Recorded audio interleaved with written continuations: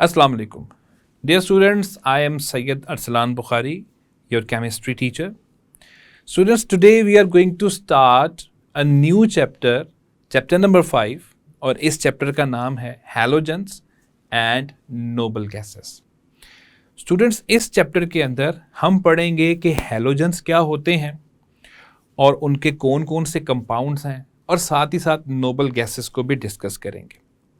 Particularly आज के lecture के अंदर हम इंट्रोडक्शन पढ़ेंगे हैलोजेंस का और देखेंगे कि हैलोजेंस क्या हैं, कहाँ कहाँ से मिलते हैं और हम इनको अपनी कॉमन लाइफ में कहाँ देखते हैं.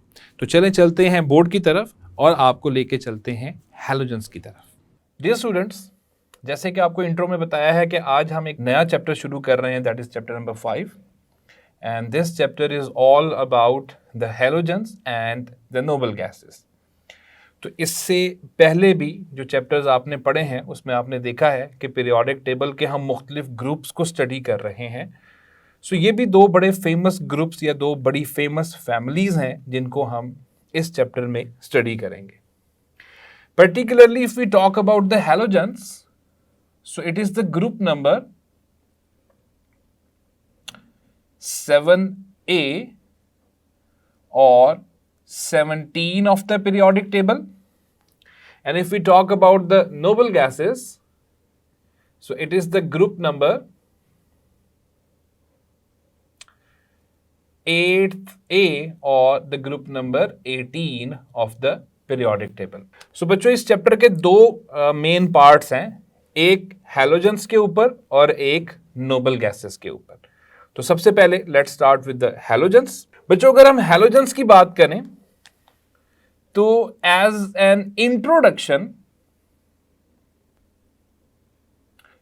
हमें यह बात जहन में रखनी है कि this word, the word halogens, has been originated from two words. ये जो वर्ड इसमें हैल्स का वर्ड आएगा, इसका मतलब होता है सॉल्ट, और इसमें जेन का जो वर्ड आएगा वो जेनैन से निकला है, और जेनैन का मतलब होता है टू फॉर्म और टू मेक और टू जनरेट. सो ये हमारे पास दो अल्फाज का कॉम्बिनेशन है. अब अगर हम इन दोनों अल्फाज को मिला लें तो हैलोजेंस का मतलब बनता है salt formers. So they are salt formers. Dear students, why they are called as salt formers? Because they form salts when react with metals. They show a very good reaction with metals. और जब कभी भी इनका metals के साथ reaction होता है, जो रिजल्टिंग कंपाउंड होता है, that resulting compound is normally a salt. That is why हम इनको सॉल्ट फॉर्मर्स का नाम देते हैं. For example, if we talk about sodium chloride, तो इसमें जो क्लोरीन हमें नजर आ रहा है, this chlorine belongs to the group of halogens. और इस तरह के और बहुत सारे सॉल्ट्स जिनको इंशाल्लाह हम लोग चैप्टर में डिटेल में स्टडी करेंगे. So as a part of introduction, पहली बात आपने ज़हन में रखनी है कि they are called as halogens. And why they are called as halogens? They are called as halogens because they are salt formers. They form salts when they react with the metals. Now, which elements are included in this group? Fluorine, symbol is F, you all know.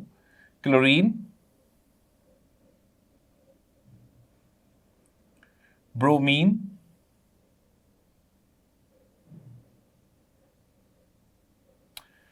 iodine, and astatine.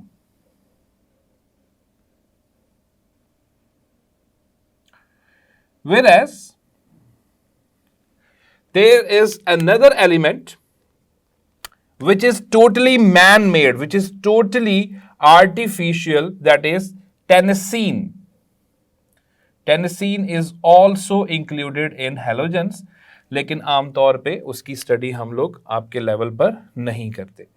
In fact हम halogens के अंदर से भी सिर्फ 4 शुरू के halogens including fluorine, chlorine, bromine और iodine की स्टडी करेंगे। एस्टेटीन की हम स्टडी नहीं करेंगे। Why we don't study astatine? Because astatine is an radio active element. तो अगर ये रेडियो एक्टिव एलिमेंट है तो बेटा इट विल एमिट रेडिएशंस, और रेडिएशंस एमिट करने वाला स्टेबल एलिमेंट नहीं होता, it keeps on changing its properties. तो इसलिए हम एस्टेटीन की जो है वो स्टडी नहीं करेंगे। And also it's written in your book that the most stable isotope of astatine has a half life of about 8.3 hours. 8.3 hours के बाद ऑब्वियसली आप हाफ लाइफ पढ़कर आए हैं कि इट विल रिमेन टू 1/2, तो इसलिए वो रेडिएशंस एमिट करता है, इसलिए हम उसकी स्टडी नहीं करेंगे। So in this chapter particularly we will study first 4 halogens जो कि हैं fluorine, chlorine, bromine and iodine. तो ये तो है इसका इंट्रोडक्शन जिसमें हमने हैलोजेंस का लफ्ज पढ़ा कि why they are called as halogens, और दूसरे नंबर पे हमने ये पढ़ा कि उसमें कौन कौन से मेंबर्स जो हैं वो हम आमतौर पे स्टडी करते हैं। अब कुछ प्रॉपर्टीज को अगर हम देखें तो हमें पता चलता है कि एक ऐसा ग्रुप है कि जिसके अंदर हमें ऑल 3 स्टेट्स ऑफ मैटर नजर आ रही हैं। हमें इस एक ग्रुप के अंदर, and it is the only group of the periodic table जिसके अंदर तीनों स्टेट्स ऑफ मैटर हमें इकट्ठी एग्जिस्ट करती हुई नजर आ रही हैं। For example if we talk about fluorine, so fluorine is a gas, chlorine is also a gas. अब जैसे अगर हम फ्लोरीन की बात करते हैं तो बच्चों फ्लोरीन एक पेल येलो कलर की, येलोविश कलर की एक गैस है fluorine. And if we talk about chlorine, तो क्लोरीन जो है वो ग्रीनिश येलो कलर की गैस है और दोनों की ही अनप्लेजेंट सी ऑडोर है, कोई बहुत खुशगवार खुशबू इनकी नहीं होती। And if we talk about bromine, so bromine is a liquid and it is the only non metal liquid. और इसके अलावा आयोडीन है and iodine is a solid. So if we talk about their physical appearances, so fluorine is a pale yellowish gas, chlorine is a greenish yellowish gas, bromine is a red brown liquid, and iodine is, it looks like a metal, although it is a non-metal, लेकिन लगता ये ऐसे है जैसे ये metal है, और ये हमें ग्रेश ब्लैक कलर में मिलता है सॉलिड्स की फॉर्म में। तो स्टूडेंट्स ये आप देखिए कितना यूनिक सा एक कैरेक्टरिस्टिक है कि इसके एक ही ग्रुप है और एक ही ग्रुप के अंदर हमें तीनों स्टेट्स ऑफ मैटर जो है वो नजर आ रही है। तो ये स्टेट ऑफ मैटर का पहला पॉइंट फिजिकल प्रॉपर्टीज के अंदर आ जाता है। दूसरी बात कि ये हमें डिस्क्रीट मॉलिक्यूल्स की सूरत में मिल जाते हैं। नेचुरली नहीं, कुदरती तौर पे तो ये अटैच्ड फॉर्म में मिलते हैं, कंबाइंड फॉर्म में मिलते हैं दीगर मेटल्स के साथ, बट ये एग्जिस्ट कर सकते हैं इन the form of discrete molecules. जैसे फ्लोरीन है, तो फ्लोरीन का अगर हमारे पास एक सैंपल है तो इसके अलग-अलग मॉलिक्यूल्स जो हैं फ्लोरीन के वो उस सैंपल के अंदर मौजूद होंगे। सो डिस्क्रीट मॉलिक्यूल्स का मतलब है कि separate molecules they will be moving, जैसे गैस के मॉलिक्यूल्स मूव करते हैं। इसी तरह अगर ब्रोमीन जो है वो भी अगर लिक्विड की फॉर्म में है तो उसके अंदर भी डिस्क्रीट मॉलिक्यूल्स हमें नजर आ जाएंगे। सो ये हमें डिस्क्रीट मॉलिक्यूल्स की सूरत में मिलते हैं and their molecules are normally homonuclear diatomic molecules. Molecules exist in the form of homonuclear diatomic molecules. Like अगर आप इन सब के साथ, जैसे फ्लोरीन F2 की फॉर्म में होता है, क्लोरीन Cl2 की फॉर्म में होता है, ब्रोमीन Br2 की फॉर्म में होता है और आयोडीन I2 की फॉर्म में होता है। So homonuclear का मतलब है कि both the atoms are same, they have same nucleus, और डायटॉमिक का मतलब होता है कि उसमें 2 एटम्स हैं।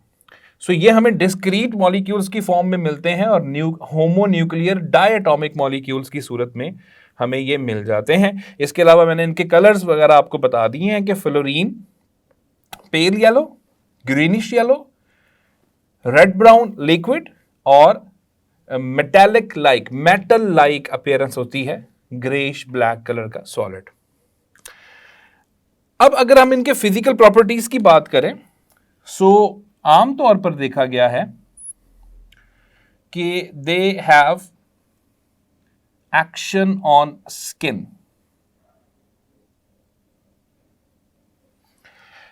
अगर ये हमारे स्किन पे लग जाते हैं तो they have corrosive kind of action on skin, और ये हमारी स्किन को नुकसान पहुंचाते हैं। बिलखसूस अगर ब्रोमीन की बात की जाए तो ब्रोमीन जो है वो स्किन को बर्न कर देता है, और उसके जो बर्न्स हैं, उसके जो निशानात हैं, वो जल्दी करके हील नहीं होते हैं। एक्चुअली अगर आप इन सारों की नेचर को देखते हैं तो इनकी नेचर जो है वो काफ़ी ज़्यादा रिएक्टिव नेचर है।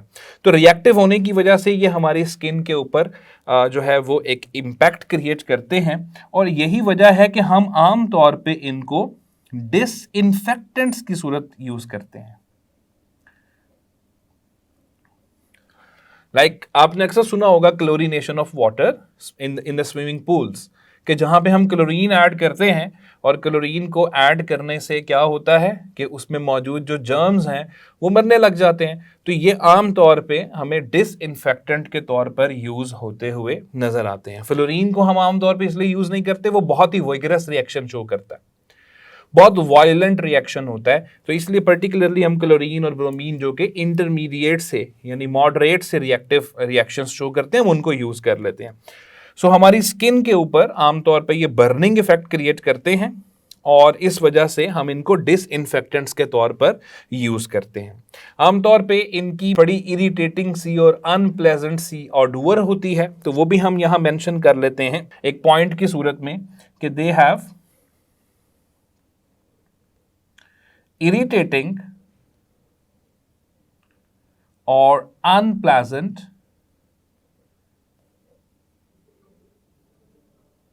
इसके अलावा डियर स्टूडेंट्स, हमारी स्किन के ऊपर इनका जो है वो बड़ा एक अजीब सा इंपैक्ट क्रिएट होता है। So these are all the physical properties of halogens. If we talk about their chemical properties, और बिलखसूस मैं यहां पे जिक्र करना चाहता हूं their electronic configuration.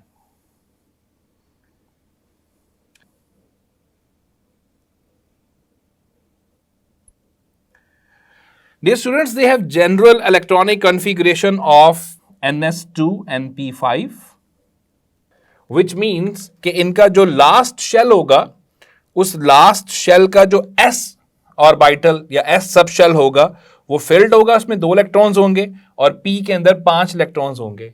Since you all no कि P के अंदर 6 इलेक्ट्रॉन्स आते हैं, सो ये एक इनकम्प्लीट सब शेल ऑर्बिटल यहां पड़ा होगा P। तो उसके अंदर जब एक इलेक्ट्रॉन आएगा तो इसका मतलब है ये एक बॉन्ड बनाएंगे। सो ये चीज हमें हेल्प करेगी ये चीज बताने के लिए कि इनकी वैलेंसी क्या होगी। So normally they show valency of 1 because they require only 1 electron to complete their outermost shell. That is why उसमें एक ही इलेक्ट्रॉन जैसे ही आएगा तो p ऑर्बिटल फिल हो जाएगा, उसमें 6 इलेक्ट्रॉन्स पूरे हो जाएंगे, जिसकी वजह से इसकी वैलेंसी हम आमतौर पे 1 कंसीडर करते हैं। और वो सारे मेंबर्स में देखा भी जा सकता है।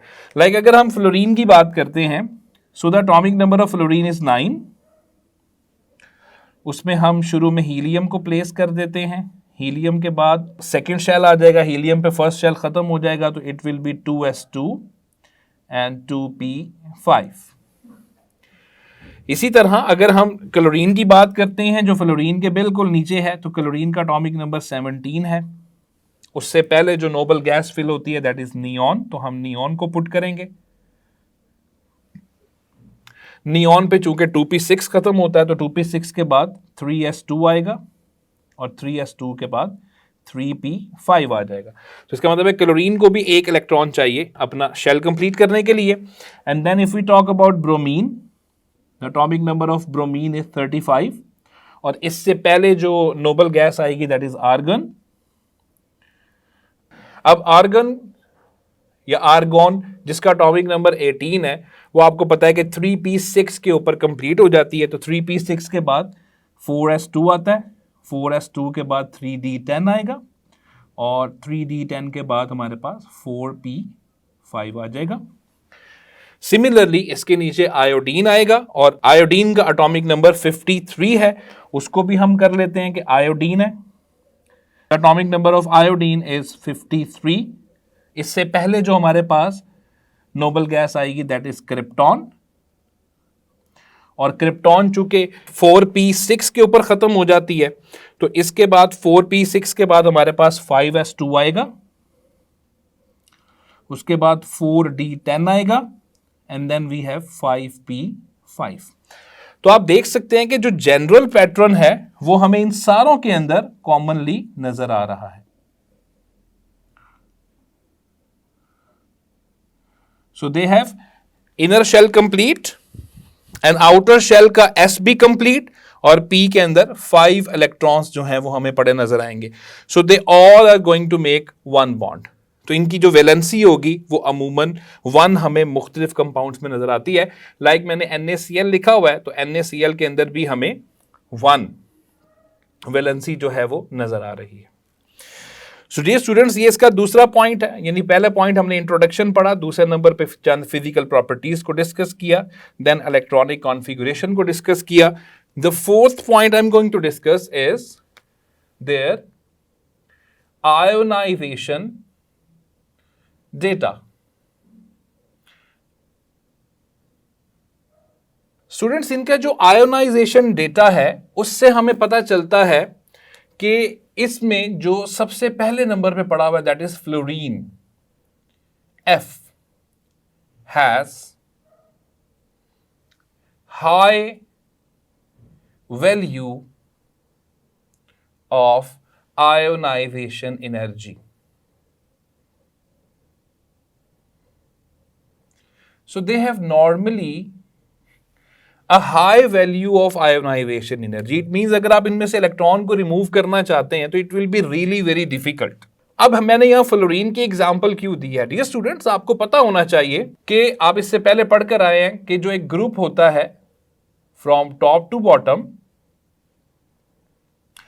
उसमें जब हम ट्रेवल करते हैं सो द एटॉमिक रेडियस जो होता है वो इंक्रीज करता है। So atomic radius increases from top to bottom. Whereas if we move from left to right, the atomic radius decreases. Atomic radius decrease करने की वजह से क्या होता है कि अब हमारे पास ये पड़ा हुआ है पीरियड नंबर 2 में, और ग्रुप नंबर हमने इसका शुरू में पढ़ लिया कि 7 है या 17 है। सो डियर स्टूडेंट्स, हम ये मान सकते हैं कि फ्लोरीन चूंकि इस साइड पे, राइट साइड पे सबसे एंड पर पड़ा हुआ है, तो सबसे एंड पे पड़े होने का मतलब है इट हैज स्मॉलेस्ट साइज। यानी आप लेफ्ट से राइट जाते हैं तो साइज कम होता है ना, तो जब आप स्मॉलेस्ट साइज में जा रहे हैं दैट इज ऑफ फ्लोरीन, तो इसका मतलब है कि उसमें से इलेक्ट्रॉन को निकालना खासा मुश्किल हो जाएगा। So due to very strong hold on the electrons, fluorine के अंदर से इलेक्ट्रॉन निकालना खासा मुश्किल हो जाएगा, इसलिए इसकी आयोनाइजेशन एनर्जी जो है वो अमूमन हमने बहुत ज्यादा देखी है। और अगर आप ऊपर से नीचे मूव करते हैं, ट्रेवल करते हैं फ्लोरीन से क्लोरीन और क्लोरीन से ब्रोमीन और आयोडीन, चूंकि साइज बढ़ता है, और आयोडीन के बारे में इस ग्रुप के लिहाज से मैं लिख रहा हूं कि अगर हम इन चारों को कंपेयर करते हैं तो iodine will have a largest size among all. So we could expect कि लार्जेस्ट साइज की वजह से क्या होगा कि साइज जितना बड़ा होगा, इलेक्ट्रॉन्स ऑब्वियसली न्यूक्लियस से दूर हो जाते हैं, तो उन पे जो होल्ड होता है, न्यूक्लियर ग्रिप जो होती है वो वीक हो जाती है, तो इसमें से इलेक्ट्रॉन निकालना इन ऊपर वालों के मुकाबले में आसान होगा। तो वी कैन से दैट कि ऊपर से नीचे मूव करते वक्त जो आयोनाइजेशन एनर्जी है वो कम होगी। लेकिन आयोनाइजेशन डेटा हमें ये बताता है कि fluorine has the largest value among all, कि सबसे ज्यादा वैल्यू जो है वो फ्लोरीन की होगी, और सबसे कम वैल्यू जो है वो आयोडीन की हमें नजर आएगी। सो फ्लोरीन के बारे में हम ये कह सकते हैं कि fluorine has a tight hold on electrons, कि फ्लोरीन का एक बहुत टाइट किस्म का होल्ड होगा ऑन द इलेक्ट्रॉन्स, जबकि लार्जेस्ट साइज की वजह से if we talk about iodine, so iodine का वीक सा होल्ड नजर आएगा। इसलिए हम कह सकते हैं कि वीक होल्ड की वजह से इसकी जो आयोनाइजेशन एनर्जी है dear students, it would be less. तो कम एनर्जी देकर हम इनमें से इलेक्ट्रॉन निकाल सकते हैं if we talk about iodine. और फ्लोरीन का जितना ही टाइट होल्ड होगा ऑब्वियसली उसमें से इलेक्ट्रॉन निकालना उतना ही मुश्किल हो जाएगा। What this data suggest? This data suggest that they are electron acceptors. They can't be electron donors.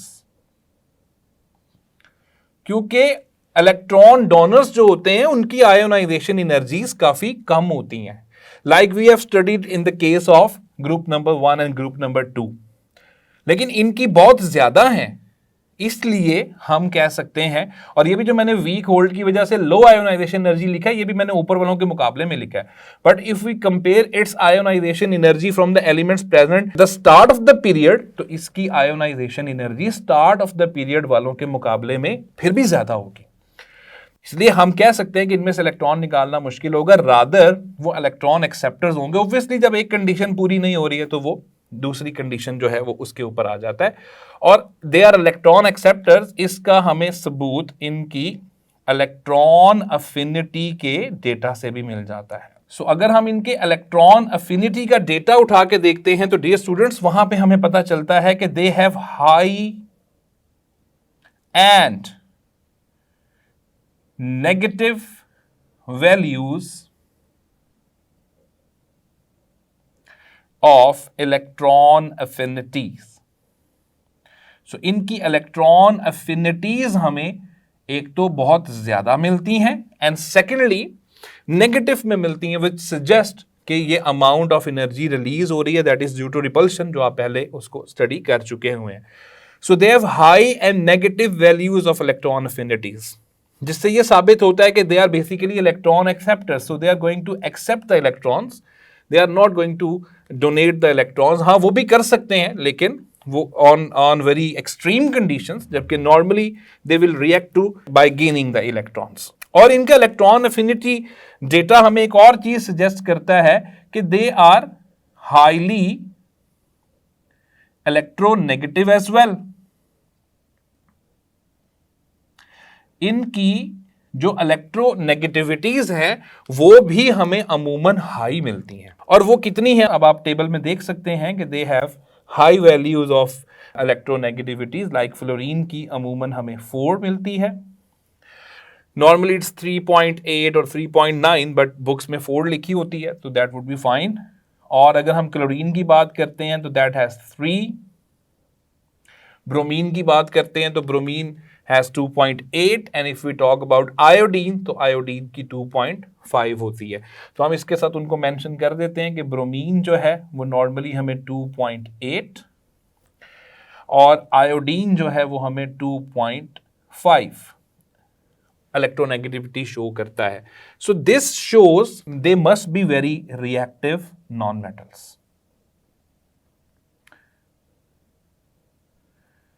Normally, non-metals are judged by these two properties. They have high values of electron affinities as well as they are highly electronegative.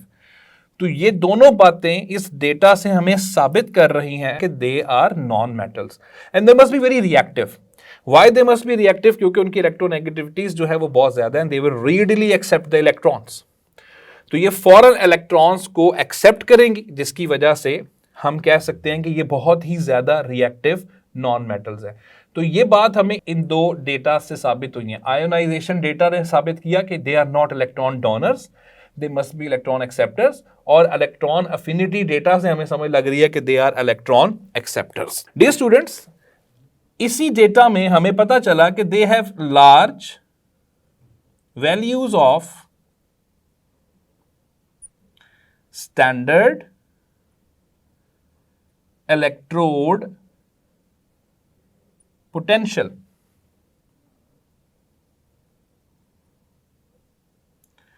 तो इनकी standard electrode potentials की जो value होती है, जिसको हम ई naught या फिर ई नॉड रेड से शो करते हैं। And what is standard electrode potential? You have already studied it in first year, जहां आपने पढ़ा था इट इज द पावर और the measure of the extent to reduce a substance. कि किसी भी सब्सटेंस को रिड्यूस करने की जो एक ताकत होती है किसी की, रिड्यूस करने का मतलब क्या है डियर स्टूडेंट्स, रिडक्शन से ये लफ्ज निकला है। And you all know reduction क्या होता है, कि इलेक्ट्रॉन एक्सेप्ट करना। So it is the measure of extent to which a substance can be reduce. इसका मतलब क्या है कि अगर ये लार्ज वैल्यूज आ रही हैं तो लार्ज वैल्यूज एक बात हमें सजेस्ट करेंगी कि they are very good oxidising agents.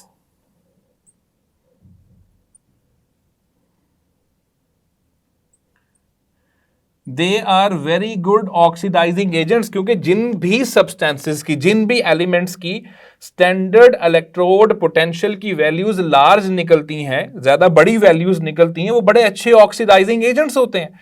और ऑक्सीडाइजिंग एजेंट का क्या मतलब है कि किसी और की ऑक्सीडेशन करेंगे। ऑक्सीडाइजिंग एजेंट का मतलब है दूसरे की ऑक्सीडेशन करेंगे, अपनी रिडक्शन हो जाएगी। अब अपनी रिडक्शन कितनी हो रही है वो इनका स्टैंडर्ड इलेक्ट्रोड पोटेंशियल बताएगा। तो जितना ज्यादा स्टैंडर्ड इलेक्ट्रोड पोटेंशियल आएगा, मतलब उतनी ही ज्यादा ये दूसरों को ऑक्सीडाइज करने की प्रॉपर्टी रखते हैं। तो they will be very good oxidising agents.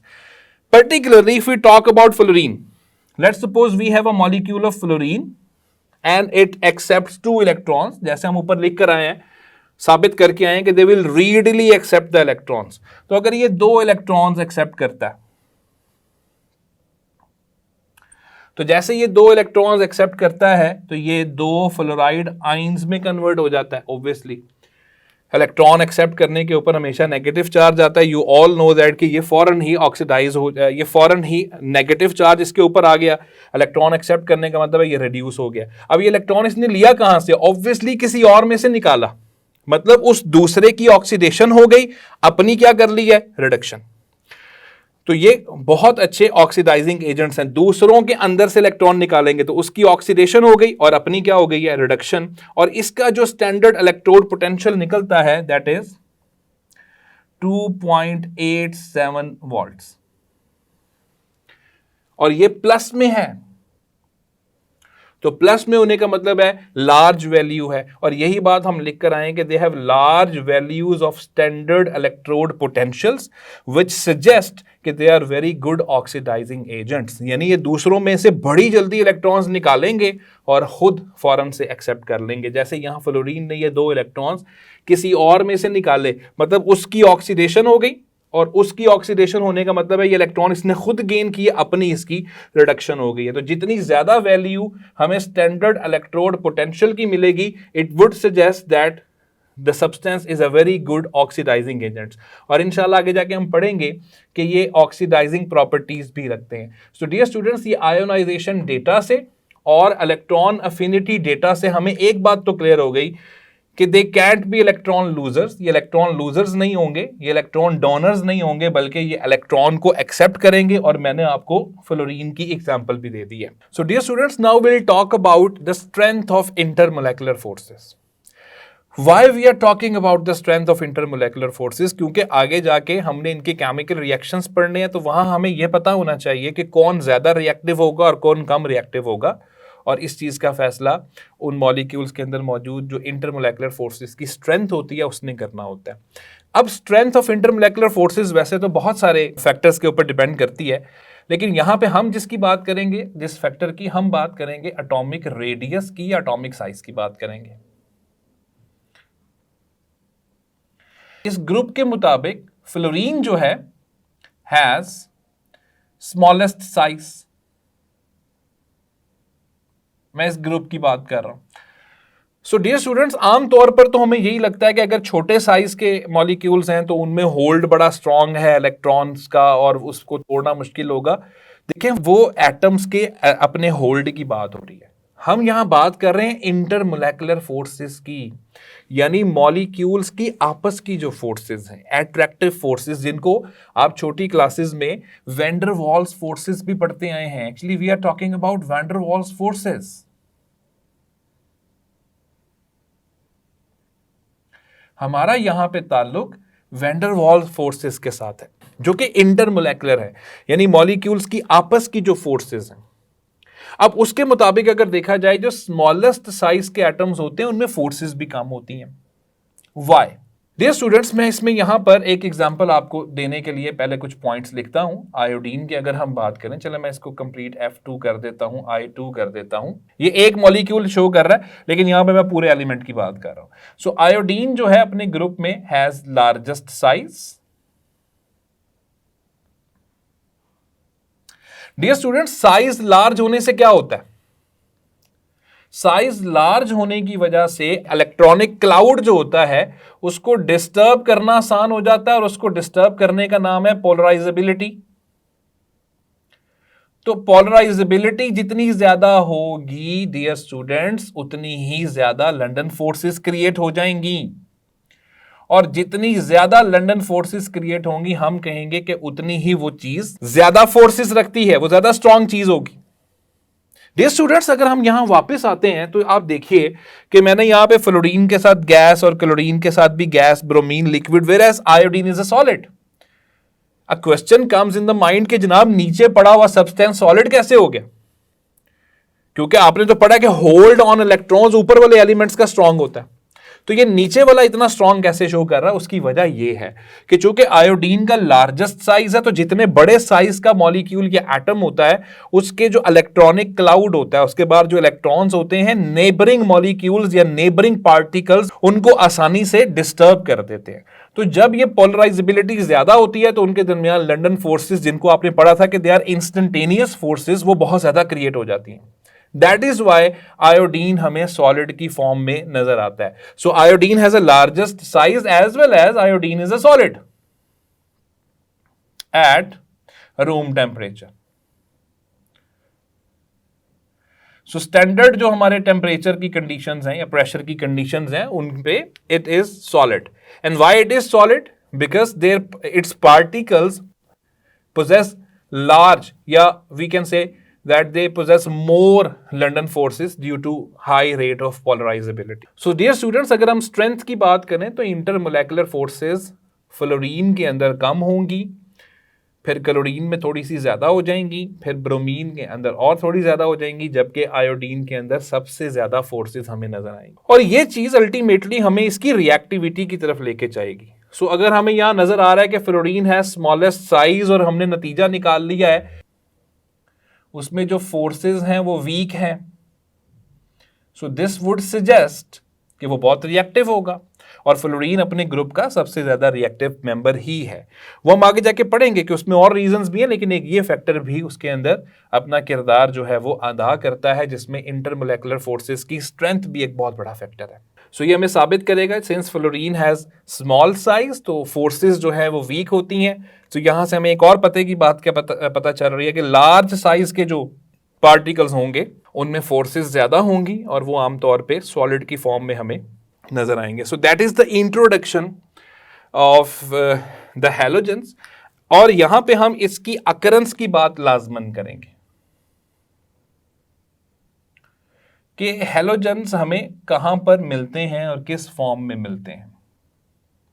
Dear students, एक बात आप जहन में रखिएगा कि दे do not occur free in nature.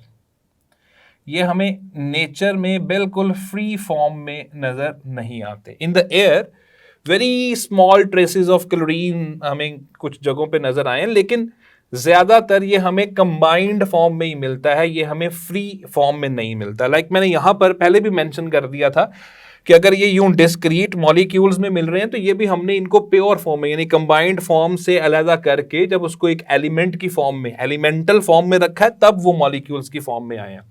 लेकिन अगर आप इनको नेचर में से ऑब्टेन करते हैं तो नेचर में से ऑब्टेन करने पर हमें पता चलता है कि ये फ्री फॉर्म में नहीं मिलते हैं, रादर ये हमें कंबाइंड फॉर्म में मिलेंगे।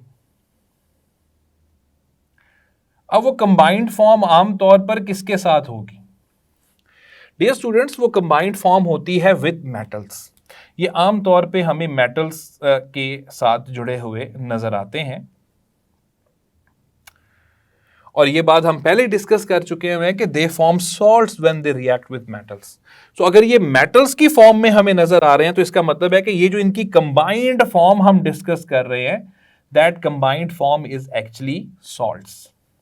सो ये बात ध्यान में रखिएगा कि halogens do not occur free in nature, rather they are in the combined form with the metals in the form of salts. तो हम इनको सॉल्ट्स की फॉर्म में एक्सट्रैक्ट करते हैं। नॉर्मली ये ज़मीन में से हमें मिलते हैं। For example if we talk about कौन कौन सी सूरतों में ये हमें मिल सकते हैं, तो अगर आप देखें तो हमें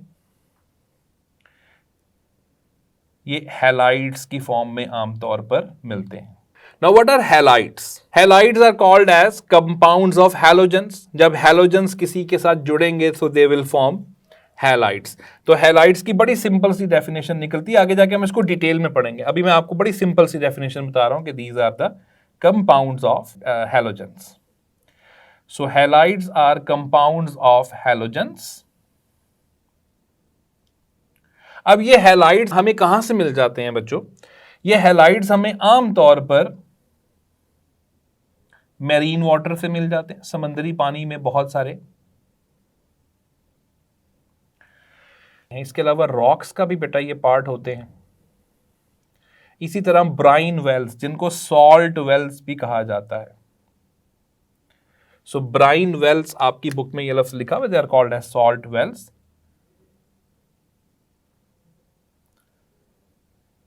and what is salt well? It is a deposit of salts. हमारे स्टूडेंट्स ने बहुत सारी दफ़ा इसको विजिट भी किया होता है। पाकिस्तान में बहुत बड़े सॉल्ट वेल्स मौजूद हैं। हमारे स्टूडेंट्स सॉल्ट माइंस को जाके विजिट भी कर आते हैं। तो ये नॉर्मली हमें इस सूरत में मुख्तलिफ जगहों से हम इनको ऑब्टेन करते हैं। बहरहाल marine water, rocks, salt wells, brine wells, ये बहुत बड़े सोर्सेज हैं हैलाइड्स के। तो हम इन्हें कंबाइंड फॉर्म में वहाँ से ऑब्टेन करते हैं एंड देन मुख्तलिफ प्रोसेसेस से गुजार कर हम इनको प्योर फॉर्म में, एलिमेंटल फॉर्म में उस तरीके से ऑब्टेन कर सकते हैं। अब नॉर्मली डियर स्टूडेंट्स ये हमें किन किन फॉर्म्स में मिलते हैं, मैं चंद एक फॉर्म्स लिखता हूं, बाकी आपकी बुक में टेबल में मौजूद है। If we talk about fluorine, तो फ्लोरीन जो है वो हमें आमतौर पे फ्लोरोस्पर की फॉर्म में मिलता है। And what is fluorospar? It is basically the common name of calcium fluoride. So calcium fluoride fluorospar कहलाता है और fluorospar से हमें आमतौर पे फ्लोरीन जो है वो हम ऑब्टेन कर लेते हैं। इसके अलावा क्रायोलाइट भी एक और है और वो भी हमें ज़मीन में से मिल जाता है। अगर हम क्लोरीन की बात करते हैं डियर स्टूडेंट्स, अगर हम क्लोरीन की बात करते हैं तो कॉमन सॉल्ट हैलाइट, जिसका फॉर्मूला है NaCl, सोडियम क्लोराइड। तो सोडियम क्लोराइड जो है वो भी हमें मिल जाता है। डियर स्टूडेंट्स ये वही कॉमन सॉल्ट है, इसको कॉमन सॉल्ट भी कहते हैं, सोडियम क्लोराइड भी कहते हैं, इसको हैलाइट भी कहते हैं, इसको टेबल सॉल्ट भी कहते हैं। तो ये इनके वो ओर्स की फॉर्म में जो नाम है वो मैं आपको बता रहा हूँ। इसी तरह कार्नलाइट है, कार्नलाइट की फॉर्म में भी हमें उसके अंदर से भी, यानी उसमें उस फॉर्म में भी क्लोरीन हमें ज़मीन में वेल्स के अंदर से जो है, डिपॉजिट्स के अंदर से मिल जाता है। इसी तरह अगर हम ब्रोमीन की बात करें तो मैग्नीशियम ब्रोमाइड की फॉर्म में, पोटेशियम ब्रोमाइड की फॉर्म में बहुत ज़्यादा मौजूद है। और इसी तरह अगर हम आयोडीन की बात करें तो आयोडीन भी ज़मीन में आयोडाइड्स की सूरत में हमें बहुत ज़्यादा मिल जाता है। सो अकरेंस की अगर बात करें, so they are not occur free in nature, like in this form they do not occur, rather they are found in combined form with metals in the form of salts and particularly in the form of halides। और वो कौन कौन से हैं वो मैंने आपके सामने उनका जिक्र किया है। So that is all about the introduction of the halogens। और इसके बाद इंशाल्लाह अगले टॉपिक्स के अंदर हम इनकी मजीद डिटेल पढ़ेंगे, लेकिन यहाँ मैंने बहुत सारी बेस आपकी इसीलिए क्लियर की है ताकि हमें अगले टॉपिक्स के अंदर जो है वो आसानी हो जाए। So students, this was the topic जिसमें हमने पढ़ा कि हैलोजेंस क्या होते हैं, और हमने आज के टॉपिक में से इम्पॉर्टेंट चीज़ें ये पढ़ी हैं कि हैलोजेंस ग्रुप नंबर 7A के एलिमेंट्स को कहा जाता है या ग्रुप नंबर 17 के एलिमेंट्स को कहा जाता है। They all are non metals and fluorine in this group is considered as the most reactive non metal in the world. मैं उम्मीद करता हूँ कि सारे स्टूडेंट्स को आज की बताई गई सारी तफसील समझ आ चुकी होगी।